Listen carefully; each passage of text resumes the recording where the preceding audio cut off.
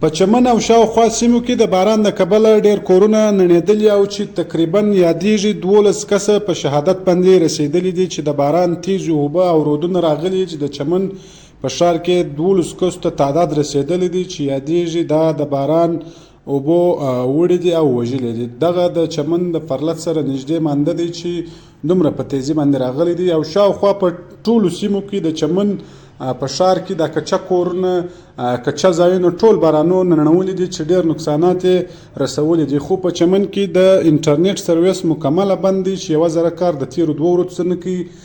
نیټ سرویس بند دی چې نیټ سرویس یې لاسې تاسو سره به نور معلومات هم نشرو. په چمن کې ډېر تیز باران شوی دی او اټکل نن و سبا بیا هم امکان لري چې بارانونه دې وشي.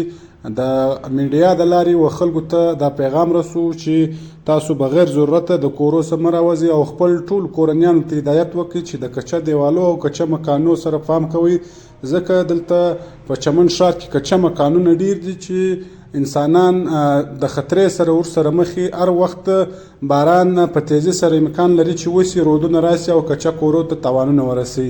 پیغام یې ومخته در سره نشر کړي چې در ټولو ښاریانو پرې ورسیږي چې تاسو د کچه کورو او د منده و غاړې ته دا کورو والا دې بیداره اوسي. د باران اټکل نن و سبا هم شته، احتیاط کول پکار دی او خپل ماشومان کنټرولېدل پکار دي. دا د چمن ښار دی او پرلت ته نږدې چې کوم ماندو دا ډېر تیز رالی د پرلت کنټینران یې ویوړل په مخ یې کول. داسې په ډېرو ځایو کې رودونه راغلي وو چې موټران یې وړي دي او ډېر 12 کسه یادېږي، یعنې 12 انسانان یادېږي چې د باران د دغه اوبو له کبله وژل شوي دي. الله پاک دې زموږ پر چمن او شاوخوا سیمو باندې خپل رحم وکړي. الله دې د رحمت په نظر باندې زموږ و سیمې او علاقې ته وګوري.